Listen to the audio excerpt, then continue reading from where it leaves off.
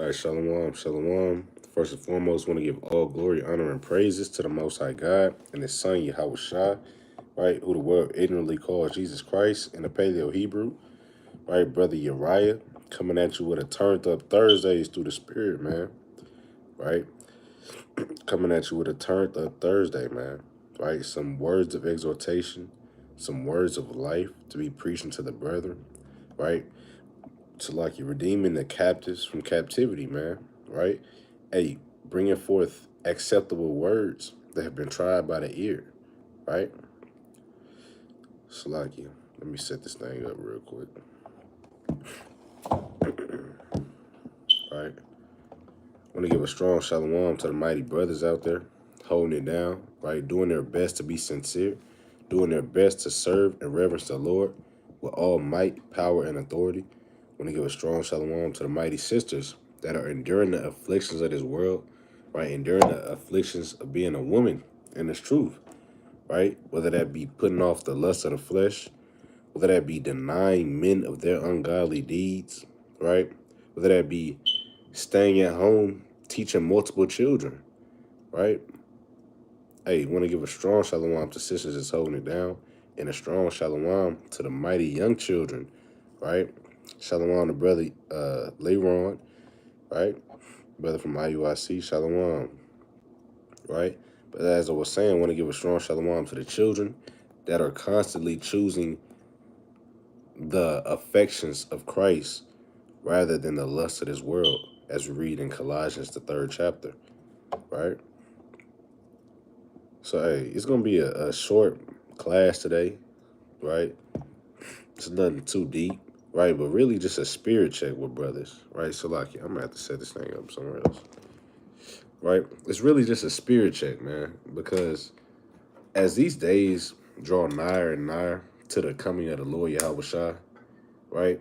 It's a lot of evils that are going to be waxing in the earth, right? A lot of death, a lot of destruction, a lot of evil just pestering about, right? If you're not watching the news, you out the spirit, right? And I know a lot of people say, well, the news is fake. If you're not watching your geographical news, you're out the spirit.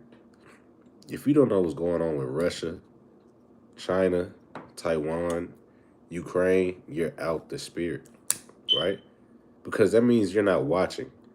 You're not observing the things that are happening in the earth. Like the Lord Yahweh Shah said in Matthew the 24th chapter. It's going to be wars and rumors of wars. But if you can't tell us what's going on with these wars, then what can you tell us about? You could tell us about Cardi B and Offset, divorce. What are you going to tell us about? The new J's that just came out? What are you going to tell us about? How are you going to prepare your household, right?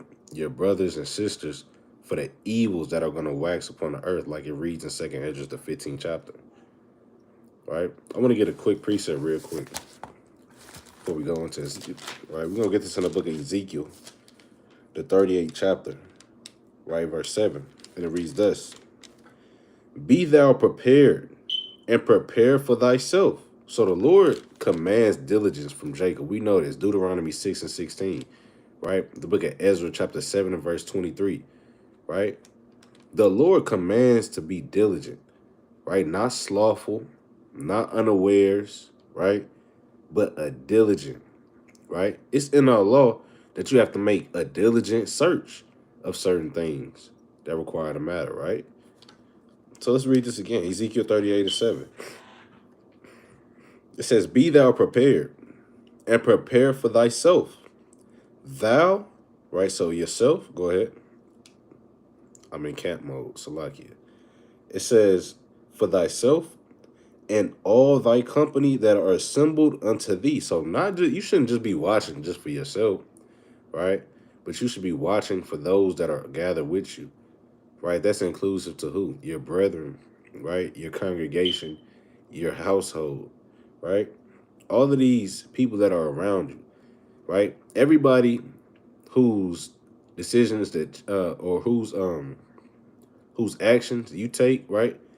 And it affects everyone around you, those are the people that you have to watch for, right? It says, "In all thy company that are assembled unto thee, and be thou a guard unto them." And you can't be a guard unto something if you don't know what's going on, right? A guard, they stand and hold posts all night over the king's watch, right? Hey, within our customs, we have different watches, right? The watchmen, right? Hey, in Second Kings and tell you that we have the city of the watchers, right? Let me see if I can get that real quick. It's been a minute since I pulled it. I'm gonna see if I can find that precept real quick. All right. Let me see. It's been a minute since I pulled that precept, right? And if anybody know where it's at, Baba Kasha, let me see that thing, man. Right?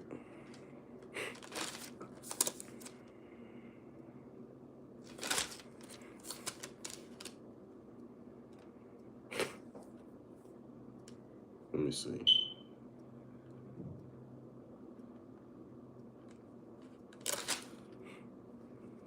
I can't find it, but it's in Second Kings, right? Going into how one of the kings bought a city and called it after the city of the watchmen, right? Ezekiel, the 33rd chapter, literally says that what? We are the watchmen, right? Let's get a quick precept on that, right? Let's go to Ezekiel, the 3rd chapter. All right, Ezekiel chapter 3, right? And I'm going to start at verse. We'll start at the top, actually, right? It says, "Moreover, he said unto me, Son of man, eat that thou findest, eat this roll, and go speak unto the house of Israel." So the Lord commanded Ezekiel to what? Get understanding first, and then go forth and prophesy, right? What are we getting understanding of? Obviously, the signs and the times, right? But more importantly, the scriptures. This is our understanding in the sight of the nations, according to Deuteronomy chapter 4. The brother dropped the precept, 2 Kings 17 and 9. All praise to the Most High. Let's go get that thing real quick. Right? I was in the 16th chapter, man. So all praises. Right? There it is, right? 2 Kings chapter 17. And we start at verse 9. It says, "And the children of Israel did secretly those things that were not right against the Lord their God. And they built them high places in all their cities, from the tower of the watchman to the fenced city." Right? So it said what? The children of Israel did secretly those things that were not right. Right? Meaning what? Everybody in their own tents doing whatever the hell they want. Brothers and sisters will be the most pure and righteous thing that you see when y'all come together, right? But secretly, they're at home what? Beating up their wife, right? Fornicating, right? Smoking, doing all manner of evil things, right? And it said what? "And they built them high places in all their cities, from the tower of the watchman to the fenced city," right? Going into what? Just building idols, right? It says in Ezekiel, the 14th chapter, that we have set up idols in our hearts, right? Whether that be you playing a game all day, right? You can make work your idol. You can make pleasures of this life your idols, right? Anything that's caught up in this world that's contrary to the Lord, you can make it an idol, right? So let's go back to Ezekiel, the 3rd chapter, right? We was at 1, I'm going to read 2. It says, "So I opened my mouth, and he caused me to eat that roll. And he said unto me, Son of man, cause thy belly to eat, and fill thy bowels with this roll that I give thee. Then did I eat it, and it was in my mouth as honey for sweetness." Right? I'm going to drop to 17. It says, "Son of man, I have made thee a watchman unto the house of Israel." So the Lord made us to be watchmen. The Lord ordained that we shall watch. It's a simple task, right? Hey, my wife, she sent me stuff about Russia and China all the time. I'm like, damn, when you get that spirit? Like, all praise to the Most High, though, right? Because Usually, you know what I'm saying? I'm not saying that I don't send things, right? But usually you more so see that on just the brother's side, right? And I'm using my wife as an example because, you know what I'm saying, when a give sis a shout out for that, man. Being in the spirit of watching, right? It says, Son of man, I have made thee a watchman, Salaki, unto the house of Israel. Therefore, hear the word in my mouth and give them warning from me, right? So without further ado, we're going to go ahead and get into this thing, man, right? I'm going to kick it off in the book of Revelations, right? The 3rd chapter. Because being a watchman is about watching prophecies, right? But guess what? You have to also be a watchman of your spirit. You have to also be a watchman of your own temple, right? So let's get in this thing. Revelations 3 and 2.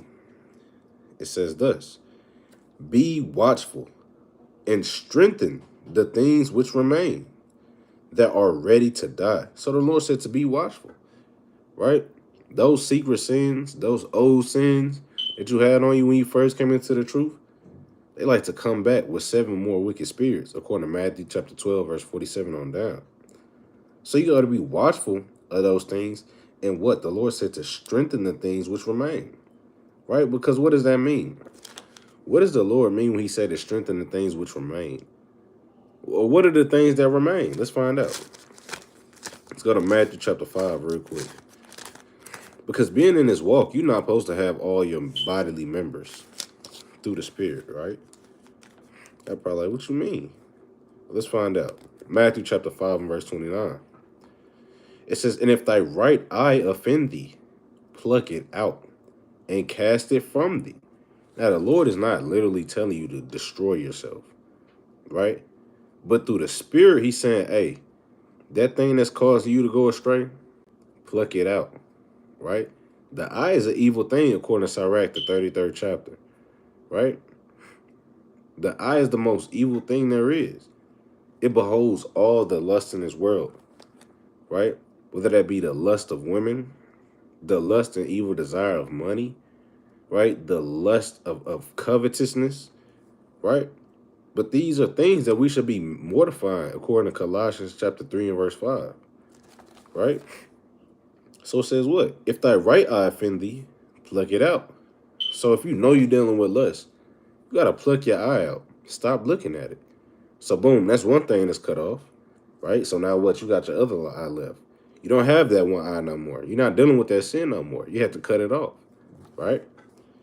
It says, pluck it out and cast it from thee. For it is profitable for thee that one of thy members should perish, and not that the whole body should be cast into hell. So it's profitable for you to cut these things off rather than risk it all for your salvation, right? Salakia, right? So let's go back to that Revelation chapter 3. Because the Lord said to strengthen the things which remain. If you pluck that one eye, you got another eye that you got to work on. And how do we strengthen these things? Right? We just went over this last Sabbath class, right? Going into what is our strength, right? But let's get this real quick in the book of Psalms, right? Chapter 71 and verse 16. It says thus, I will go in the strength of the Lord God. I will make mention of thy righteousness, even of thine only. So we're going to go in the strength of the Lord, right? The strength of the Lord is what? Ultimately the scriptures, right? These things were written for what? Our comforting, for our learning, our patience, according to what? Romans 15 and 4. That's how we increase in strength and power, right? It's not through the lust of this world, right? But ultimately, we get power from the Lord, right? Let's get another precept, right? How we get power from the Lord. Let's go to the book of Micah, the 4th chapter. What's like it? I don't want to get Micah. Let's go to Zechariah, right? Right, Zechariah chapter 4 and verse 6. And it reads thus, Then he answered and spake unto me, saying, This is the word of the Lord Yahweh, Bashem Yahushai. unto Zerubbabel, saying, not by might, nor by power, but by my spirit, said the Lord of hosts. Right?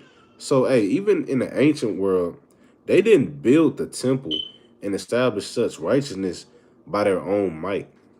Right? Nehemiah, Ezra, Zerubbabel, Haggai, Zechariah, they didn't do these things simply off their own will. Right? The Lord literally told you how they did it, how they mustered up strength in order to accomplish the rebuilding and the rededication of their temple. Right? Much more on a smaller scale, right? Through the spirit.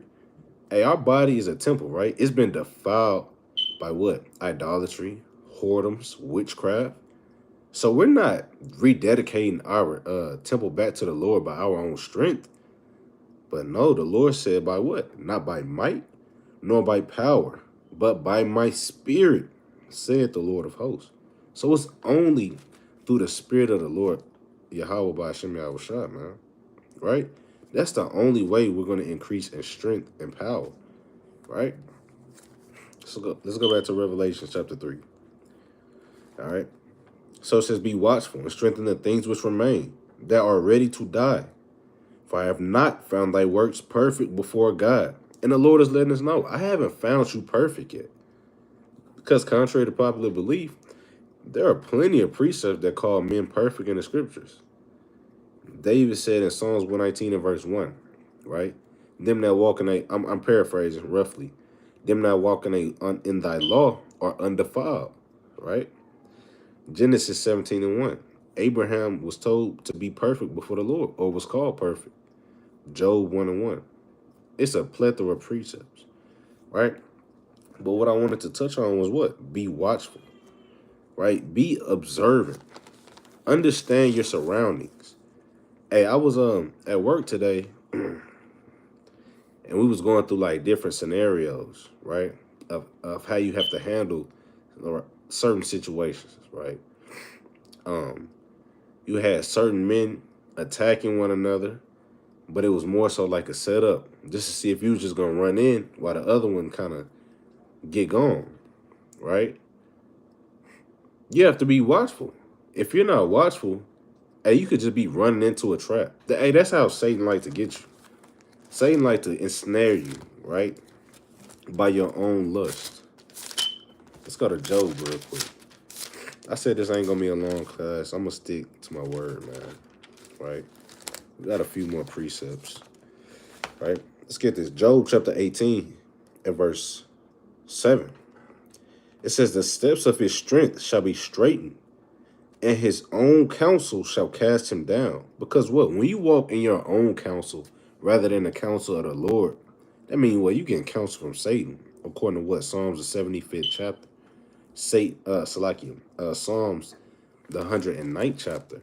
Satan standing at your right hand. All right. It says what? Verse 8. For he is cast into a net by his own feet, and he walketh upon a snare. Right? I'm going to drop to verse 10. It says the snare, meaning what? A trap. Right? Your sin, your desires. Go reading on. It says what? The snare is laid for him in the ground, and a trap for him in the way. So if you're not watchful of these things, you kind of just la la la la la run into a damn brick wall. Right? It's that plain. Right? These things happen every day, right? But due to us being slothful, right? Due to us being what? Indulging of the lust of the flesh too much, right? Surfeiting is the word. We're not watchful of these things. We give them little to no regard. Right? So this is a rebuke, right? But an exhortation, letting brothers know, hey, we got to do better. All right?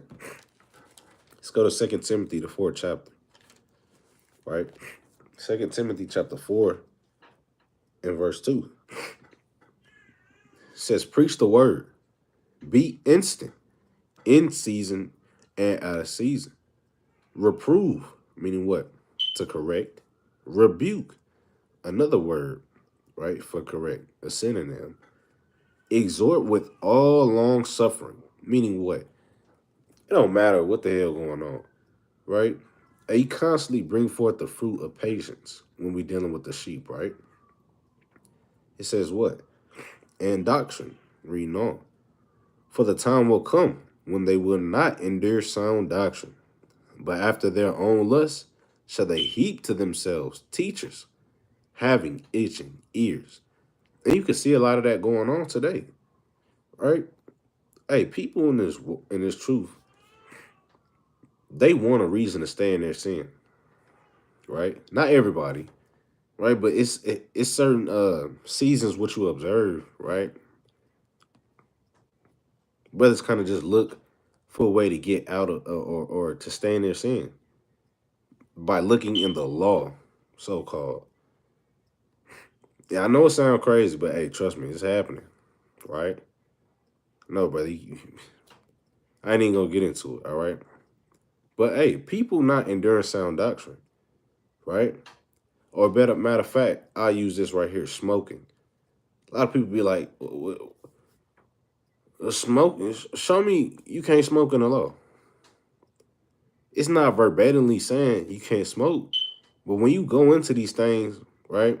Hey, smoking is declared as witchcraft, right? The word pharmakeia, aka pharmaceuticals, when you go into the translation of it, right, in the book of Galatians, the 5th chapter, right? So yeah, it's in the law, but it's not read how you want to hear it. So what people will do is they'll kind of take some and they'll go find other individuals who hold fast to that same type of mindset, right? And they'll cleave unto them, right? Having itching ears, as the scriptures say. Verse 4. And they shall turn away their ears from the truth and shall be turned unto fables. And then you start seeing brothers reading all these different strange books and doctrines. Or the book of Enoch, the book of Jasher, the book of Jerubbaal, right? Start accrediting these things to be canon, right? Right, Salaki, right? Verse 5. It says, but watch thou in all things. So Paul let them know. He had to put that but right there. He said, hey, they going to be doing this. They going to be doing that. But you watch thou in all things. Endure afflictions. Because what? People fall out the truth because they can't endure afflictions. Right?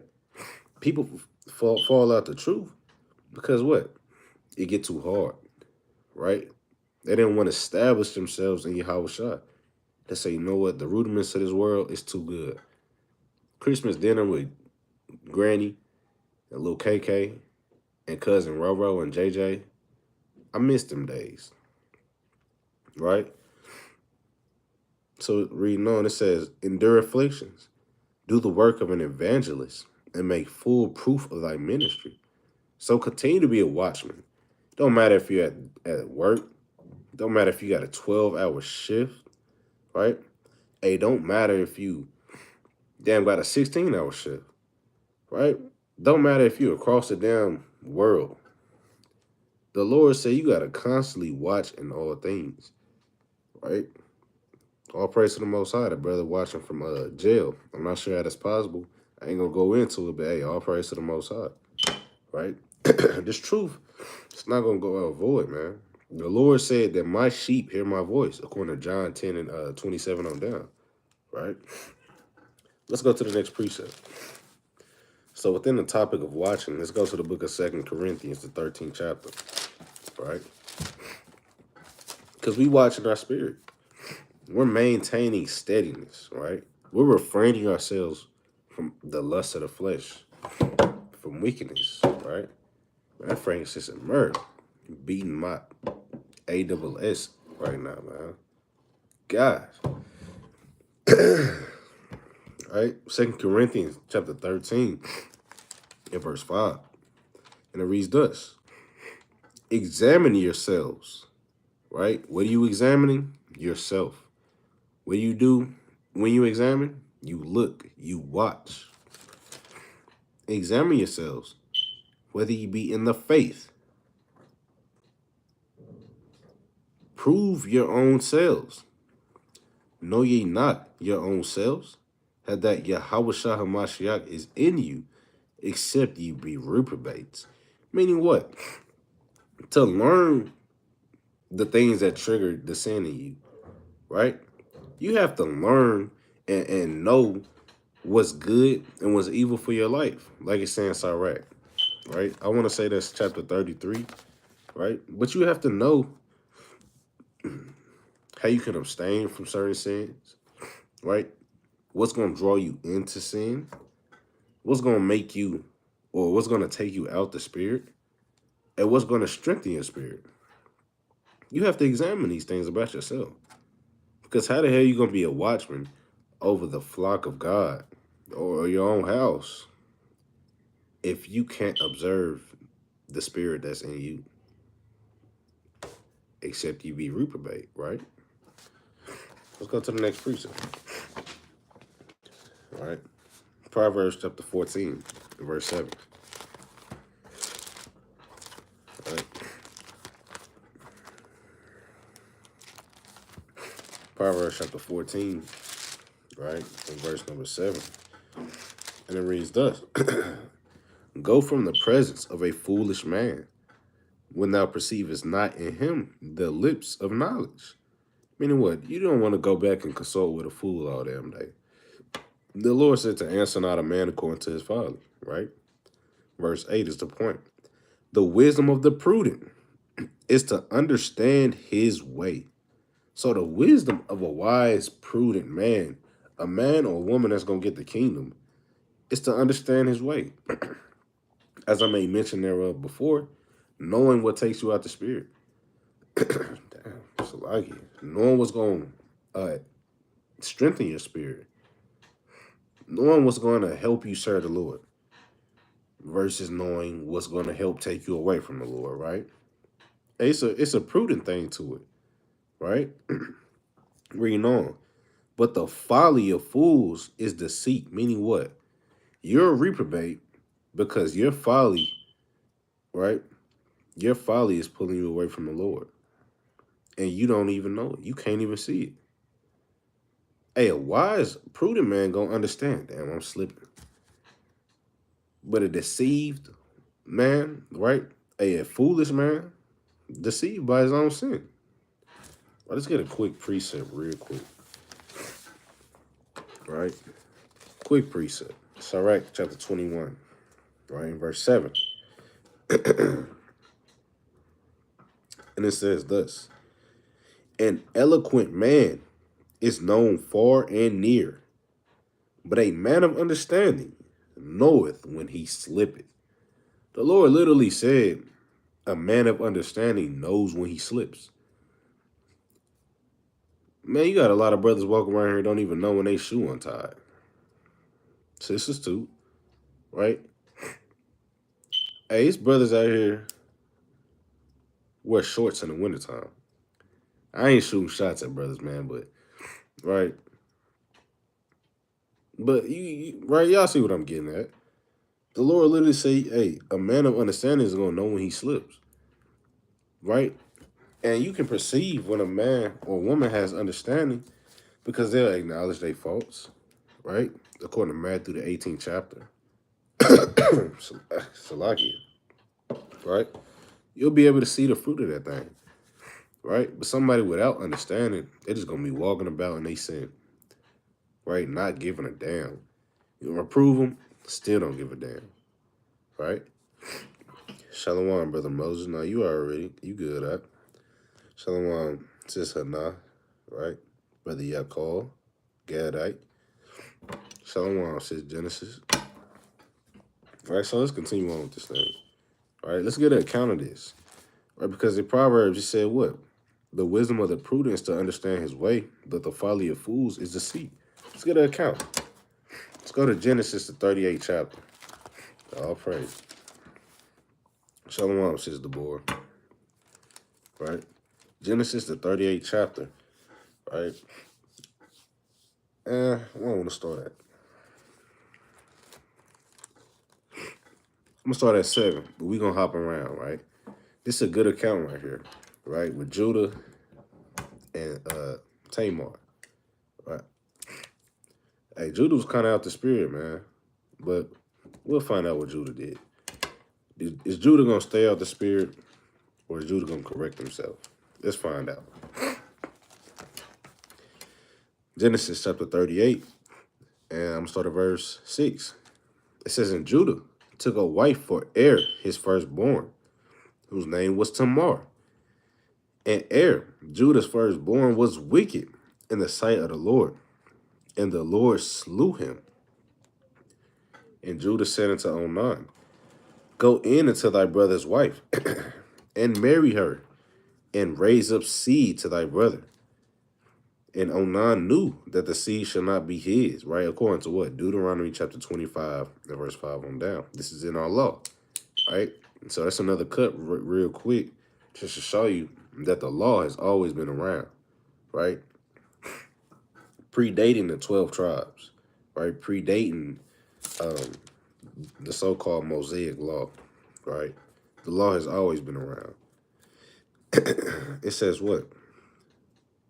When he went in unto his brother's wife, that he spilled it on the ground, least that he should give seed to his brother. So he knew, right, that this wasn't going to be his seed, but his brother's seed, right? But was being a nigga, it just wanted to get his rocks off, all right? Verse 10, and the thing which he did displeased the Lord, wherefore he slew him also. So he had to get him up out of there too, all right? Now let's read on, verse 11. Then said Judah to Tamar, his daughter-in-law, remain a widow at thy father's house, till Shelah, my son, be grown. For he said, least peradventure he die also, as his brethren did. And Tamar went and dwelt in her father's house. And in process of time, the daughter of Shua, Judah's wife, died. And Judah was comforted, and went up to his sheep shearers to Timnath, he and his friend Hirah the Adulamite. Reading on. And it was told Tamar, saying, behold, thy father-in-law goeth up to Timnath to shear his sheep.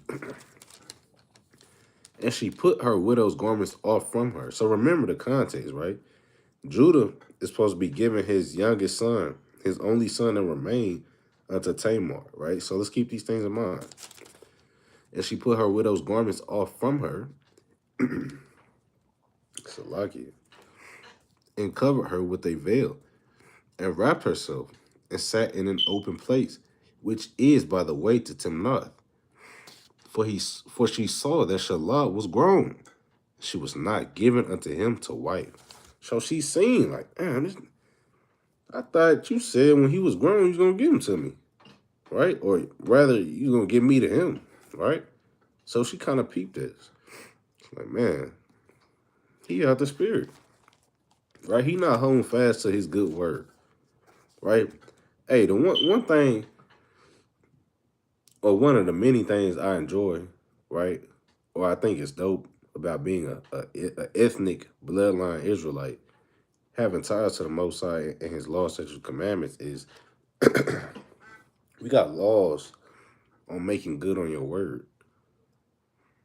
You know, that's something real peculiar, because the world don't give a damn about making good on their word, but the Lord making sure his people do, right? I'm referencing Numbers chapter 30, verse 1 on down, right? So, like, let me get a water real quick, y'all.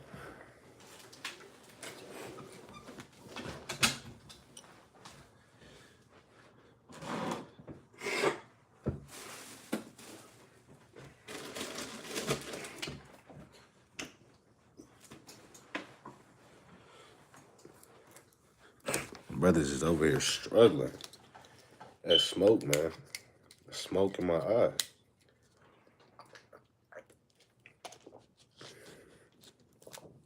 All right. So I'm gonna read on, right? Verse where we at? 15. And when Judah saw her, he thought her to be an harlot, because she had covered her face. And man, that's crazy. Nowadays, harlots out in the open. Back then, they at least had some type of shame face to be in the harlot, right? That's crazy. Verse 16. And he turned unto her by the way, and said, go to, I pray thee, let me come in unto thee. for he knew not that she was his daughter-in-law. And she said, what wilt thou give me, that thou mayest come in unto me? So, hey, Judah is blatantly out the spirit, right? We know good and damn well, right? But for those who don't know, we're going to get the law on this, right? Out the spirit, man, right? You know, Judah's out the spirit. Let's get this real quick. Right, Deuteronomy 23:17. There shall be no whore of the daughters of Israel, nor a sodomite of the sons of Israel. So, brothers, you can't prostitute your daughter to be a whore, according to Leviticus 19:29, right? Verse 18. Thou shalt not bring the hire of a whore, damn, or the price of a dog into the house of the Lord thy God for any vow. For even both these are abomination to the Lord thy God. So we can't be out here buying harlots, man. Right? So Judah was out the spirit. Well, I know brothers probably struggle with this, man. Right? But hey, you confess to your sins, right? You let them go. Right? You let that thing go and turn away from it, like it's saying Sirach 21:1. Right? That's a part of being watchful. Right? If you contemplate the small things like what? You on social media doom scrolling all day and all you see is so-called beautiful women, now you're going to be driven to want to be in physical contact with these type of women, right? And that sin leads to one sin, and the next sin leads to another sin, right? So let's read on. Verse 17. And he said, I will send thee a kid from the flock. And she said, wilt thou give me a pledge till thou send it? Right, this is real important right here. And he said, what pledge shall I give thee? And she said, thy signet and thy bracelets. Right, so Judah, he was kind of simping out right there. You don't give him your sign, right, your signature, right, and thy bracelets, and thy staff that is in thine hand. And he gave her the staff, and he gave it her, and came in unto her, and she conceived by him, right? So I'm going to drop down, because that's very important, right? Let's drop down to verse 21. It says, then he asked the men of that place, saying, where's the harlot that was openly by the wayside? And they said, there was no harlot in this place. And he returned to Judah and said, I cannot find her. And also the men of the place said that there was no harlot in this place. So where did this damn harlot go? Judah is wondering this, right?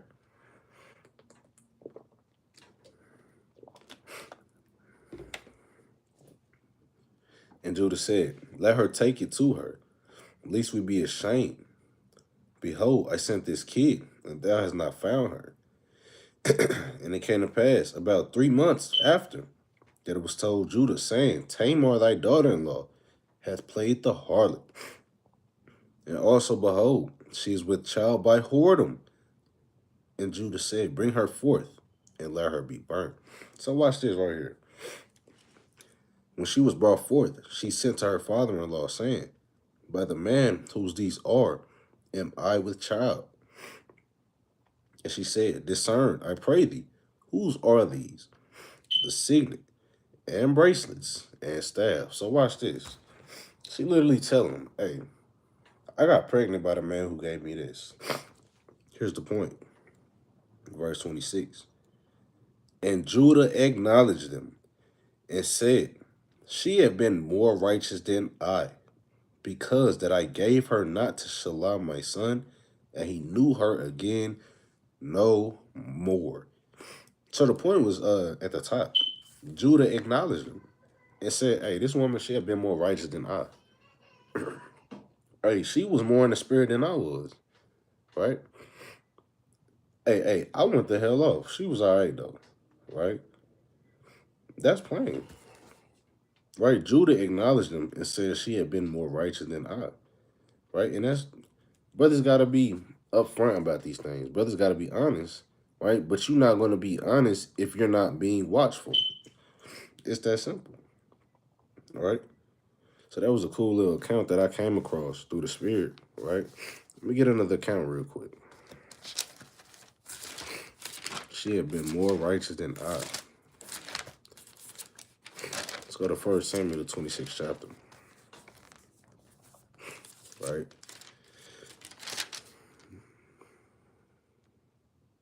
Right, and I'm going to start at verse 19. Right, this is Saul pursuing of David. Right, when you read 1 Samuel, that's all you're going to damn near read about. Saul want to get at David. Saul want to give it at David. Damn, Saul, what the hell David do to you? And the Lord took the spirit from Saul, man. Had him out there, damn, hating his brother, right? But if you're not careful and watchful of these things could definitely happen, right? Hey, the Lord could take the spirit from you, give it to somebody else, and have you hating that person, right? We literally can read about that, right? But let's go ahead and get this account. 1 Samuel, it's lucky.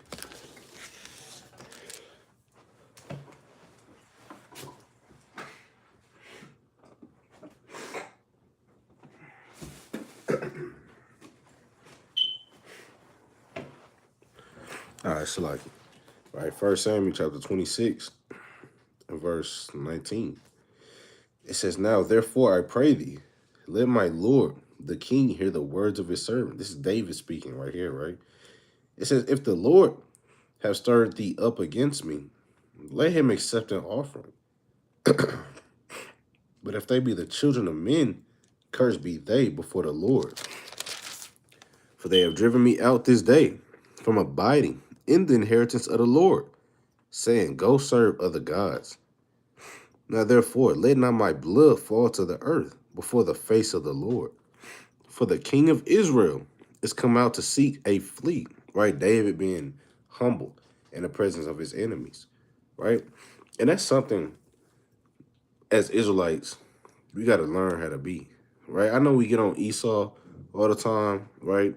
In the streets, calling out death and destruction to the heathen, right? But when you at your job, you got to have discretion, right? I just wanted to leave that out there. You got to have discretion. Brothers be getting fired from damn saying, I hate Esau at work, mean mugging all day, right? Be wise as a serpent and harmless as a dove, right? Just a little keynote right there, Matthew 10:16, right? It says, let not my blood fall to the earth before the face of the Lord, for the king of Israel is come out to seek a fleet, as when one doth hunt a partridge in the mountains. Right, here's the point, verse 21. Then said Saul, I have sinned. Do you think Saul gonna acknowledge his sin if he wasn't in the spirit to be like, damn, I'm going off, right? In order to truly acknowledge your sin, you're gonna have to be in the spirit of watching, right? Something that you watch in yourself, and you're gonna have to compare it to, well, this was when I was doing good, I was following righteousness. Damn, I was at the spirit right here, right? It says, then said Saul, I have sinned. Return, my son David, for I will no more do thee harm, because my soul is precious in thine eyes. This day, behold, I have played the fool, and have erred exceedingly. So be watchful of erring exceedingly, right? You don't want to be in a position of like, damn, I'm going the hell off. And you want to have the prudence to know, like, if I go down this path, I know I'm going off.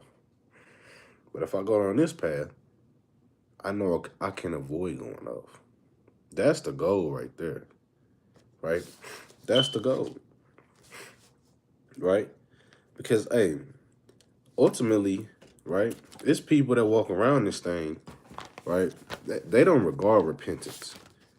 They don't regard the Lord at all, right? They kind of walking around being drunk, as it says in the book of Matthew, the 24th chapter. All right, let's get this in 2nd Esdras real quick. All right, chapter 9, in verse 7. Because, hey, this is the only way we're going to be saved. Right here. It says thus, and everyone that shall be saved and shall be able to escape by his works, and by faith, whereby ye have believed, shall be preserved from the said perils. So the Lord is making it plain. We're going to escape destruction by our faith, right? And by our works, right? That's a cut for any Christian, right? Verse 8, shall be preserved from the said perils, and shall see my salvation in my land, meaning what? The Lord going to take us to Jerusalem, right? And within my borders, for I have sanctified them for me from the beginning. Here's the point right here. Verse 9, then shall they be in pitiful case, which now have abused my ways. Meaning what? Constantly abusing the grace that the Lord has given us, right? Now, the Lord is gracious and long-suffering. Don't get me wrong, right? But when you just say, you know what, I'm done with it. Ain't nothing happened to me. I'm going to just do what the hell I want to do. That's when it's a problem. It says, shall they be in pitiful case, which now have abused my ways, and they that have cast them away despitefully shall dwell in torments. For such as in their life have received benefits, and have not known me. And they that have loathed my law, while they had yet liberty, and when as yet place of repentance was opened unto them, understood not, but despised it. Meaning what? They didn't understand that they was out the spirit, right? Like, they couldn't perceive that walking in the ABCD EFG community, right, was evil. They couldn't perceive that being a YN, hopping out with sticks, drawing down on your people was evil, right? And the Lord said what? Verse 12.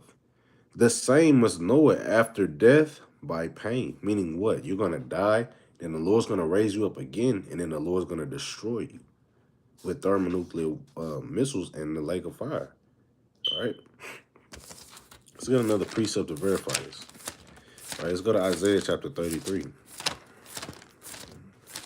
Right, Isaiah chapter 33 and verse 14. And it reads thus: the sinners in Zion are afraid. Fearfulness hath surprised the hypocrites. Who among us shall dwell in the devouring fire? And the Lord is literally saying, when you not observant, right? When you don't take heed to the Lord's laws, statutes, commandments, and faith in Yahweh, you're going to dwell in a fire, in a burning fire, right? In the who among us shall dwell with the devouring fire? Who among us shall dwell with everlasting burnings? The sin is in Zion, right? So every single day we should be pushing towards not being a sinner in Zion, right? Every single day we should be pushing towards what? Being righteous, right? Observing, right? And taking action, right? So we need like one more precept. I'm going to go ahead and close out, right? Salakia. All right. Let's get this real quick in the book of Luke. All right, Luke chapter 21. Right? In verse 34. It's the book of Luke chapter 21 and verse 34. And take heed to yourselves, lest at any time your hearts, meaning what? Your mind, be overcharged with surfeiting, meaning what? The cares of this life, the cares of this world. You don't want your mind to be caught up on the strange lust of Babylon. Damn, when that new 2K coming out. But you ain't read a single precept all day. Damn, when that new Maserati coming out. I don't know, something random, right? But you haven't read, you ain't even read the daily verse of the day, right? It says, least at any time your hearts be overcharged with surfeiting and drunkenness and cares of this life. And so that day come upon you unawares. For a snare, going back into the what? That Job 18 and 10. For as a snare shall it come on all them that dwell on the face of the whole earth. Watch ye therefore, and pray always, that ye may be accounted worthy to escape all these things that shall come to pass, and to stand before the Son of Man. Right? So with that, I'm going to leave y'all off with a mighty shalom, right? And to constantly endure in the faith, right? Constantly put forth your hand to do the work. Don't get caught up in what's going on in the world, so much so that you lose focus of the Lord, right? When you glorify the Lord, exalt him as much as you can, for even yet will he far exceed. When you exalt him, put forth all your strength, as said the scripture, right? So with that, that's my time, right? Brother Uriah with the battle axes, giving you a mighty shalom, and bidding everybody to endure to the coming of the Lord Yahweh Shai. Shalom.